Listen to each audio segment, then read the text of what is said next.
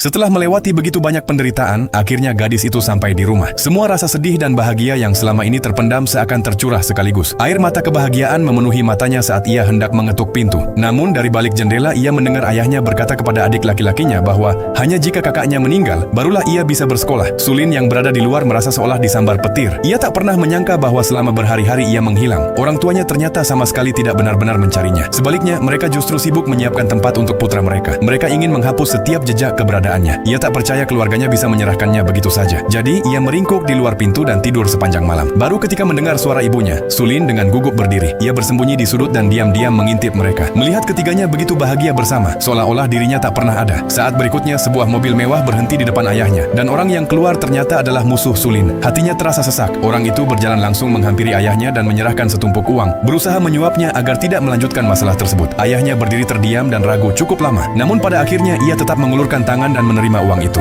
Bahkan, di depan semua orang, ia menyatakan bahwa keluarganya sejak awal hanya memiliki seorang putra dan tidak pernah memiliki seorang putri. Semua itu terdengar oleh Sulin yang bersembunyi di dekat sana. Ia tak pernah menyangka orang tuanya bisa sekejam itu. Harapan terakhirnya terhadap rumah dan keluarganya pun benar-benar hancur. Dengan putus asa, ia mengambil ranselnya dari tanah dan pergi tertatih-tatih tanpa menoleh lagi. Sulin berbalik untuk mengucapkan selamat tinggal kepada satu-satunya orang yang pernah benar-benar peduli padanya. Gu Hao menyadari bahwa seseorang terus mengambil telur gorengnya. Ia mengira adik laki-lakinya yang diam-diam mengambilnya. Jadi keesokan harinya ia sengaja memberi telur itu terlalu banyak garam, berniat memberi pelajaran kepada anak itu. Namun betapa terkejutnya dia saat mengetahui bahwa ternyata Sulinlah yang selama ini mengambil telurnya. Ternyata di keluarganya yang lebih mengutamakan anak laki-laki. Ia bahkan tidak bisa mendapatkan makanan yang layak. 顾大爷，我赔给您了，就是能不能慢点？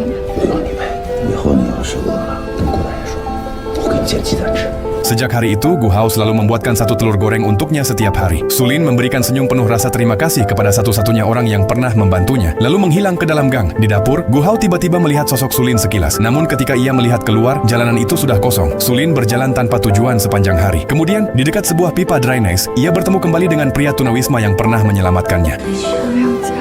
Kata-kata itu seolah menguras seluruh tenaganya. Begitu selesai berbicara, ia pun pingsan. Ketika sadar, ia mendapati dirinya sedang berbaring di dalam pipa drainase. Kemudian, pria itu memberikan sebuah hadiah yang telah disiapkannya dengan hati-hati. Sebuah shell baru. Ia tak mampu lagi menahan kesedihannya, dan air mata pun mengalir deras di saat dirinya berada pada titik terendah. Pengemis itu memberinya nama baru, Xiaolan.